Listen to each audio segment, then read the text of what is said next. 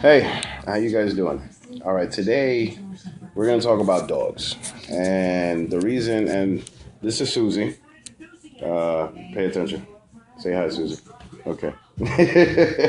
Anyway, today we're gonna talk about dogs because dogs are a very big issue when it comes to renting an apartment. Now, the reality of the situation is that 90% of most places are not pet friendly. And it's unfortunate because the reality of the situation is that these guys are a part of the family. You know what I mean? So it's unfortunate. And the situation is that when you have a dog, a lot of landlords they don't like you to have a dog simply because they think that you're going to let the dog roam free in the hallway and do its business in the hallway simply because it's a super that's going to pick up the crap. You know what I mean? There's a lot of laws when it comes to dogs here in New York City. You got to pick up every single time that they do something, and a lot of people they just don't want to deal with the hassle, especially the landlords. They can put on their lease that there are no pets, and they basically don't want it. Now, one thing that happens a lot is that a lot of people they sneak the dogs in. You tired?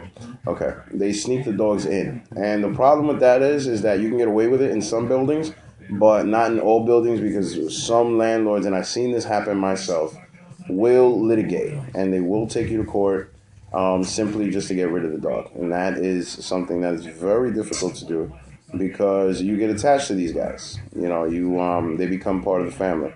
So when it comes to having a pet, if you do have a pet and you're seeking an apartment, you want to start seeking way ahead simply so that you can know who is pet friendly and who is not, because that is going to be a deal breaker many times. You might end up falling in love with an apartment, a location, things like that, and then come to find out that you have to keep searching because they don't accept pets. Now, the one thing about pets, if you have a big dog, if you have a large dog like a German Shepherd or a Pit Bull or a Husky or something like that, then you're going to have an even tougher time because the buildings that do accept dogs do not accept dogs over 30 pounds.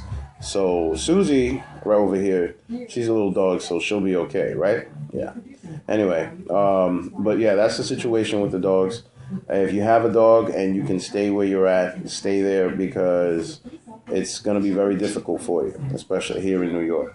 If you're seeking in the city, a lot of places they are pet friendly in the city. In Manhattan, that is mainly because you're paying an extra price for it. Some places, what they do is that they'll charge you $1,000 pet deposit in the event that you have the dog, just in case that the dog does damages to the apartment. So they pretty much just use it as a reason to get more money out of you, basically.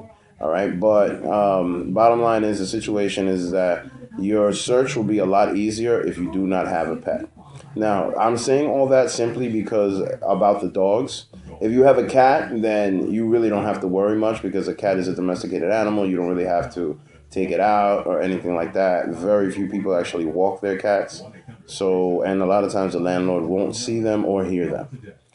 They will smell them, so you definitely have to be very good about cleaning up after them. Most landlords will not litigate for cats, but they will definitely litigate for dogs.